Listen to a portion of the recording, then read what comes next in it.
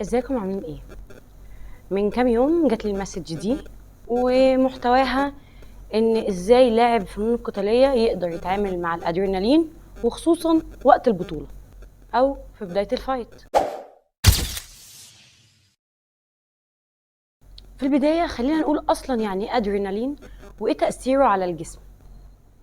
الادرينالين هو هرمون وناقل عصبي بتفرزه الغده الكظريه استجابه للتوتر او الخطر، وده بيلعب دور مهم جدا في جسم الانسان، بمعنى انه بيساعد الشخص وبيعده في المواقف الطارئه. تمام، طب احنا دلوقتي بنقول ان هو حاجه مهمه جدا للانسان.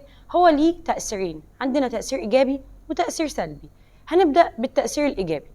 رقم 1 بيزود الطاقه في الجسم فبيخلي اللاعب اداؤه قوي وسريع. رقم 2 بيزود قوه العضلات وده عن طريق تدفق الدم، وده بيساعد اللاعب انه يتحمل اكتر. 3 بيزود التركيز والانتباه وبيخلي اللاعب قادر ان هو يشوف تحركات خصمه بشكل افضل. رقم 4 بيحسن سرعة رد الفعل وبيخلي استجابة اللاعب للهجمات سريعة جدا.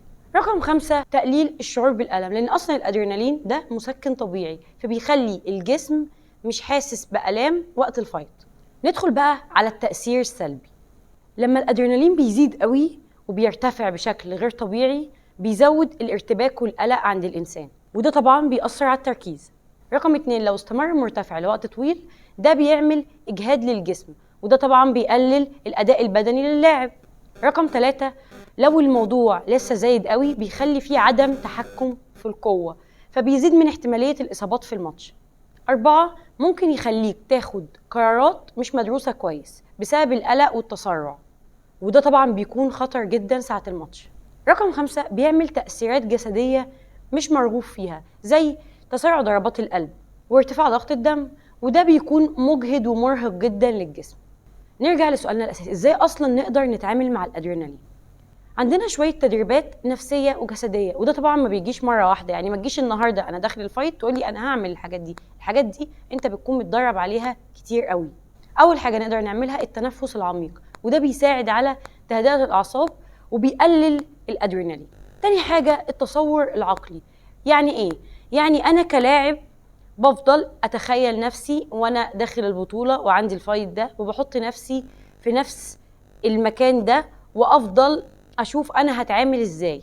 تالت حاجة التدريب المكثف، يعني أتمرن كتير قوي وده بيساعد على زيادة الثقة بالنفس. أنت هتبقى داخل واثق من نفسك جدا لدرجة إن أنت مش هتبقى حاسس بالقلق والتوتر ده.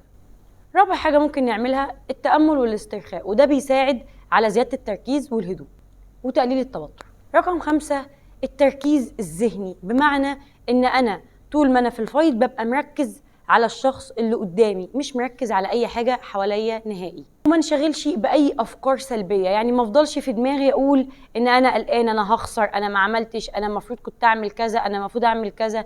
لا، خليني مركز على الهدف اللي قصادي بس. واخيرا التجارب العمليه، بنعمل محاكاه للبطوله او للفايت ده وبنشتغل كاننا في نفس الموقف بحاجه تحاكي الواقع، وده هيساعدك على التعود على تاثير الادرينالين. في النهايه اللي حابه اقوله ان البطوله او الفايت اللي انت داخله ده دي مش نهايه العالم. كده كده عندنا حاجه اسمها مكسب وحاجه اسمها خساره، احنا بنتعلم من غلطنا. شوف انت ايه اللي واقع عندك واتمرن عليه كتير، اشتغل على نفسك اكتر هتوصل للحاجه اللي انت بتحققها. مفيش حاجه بتخوف.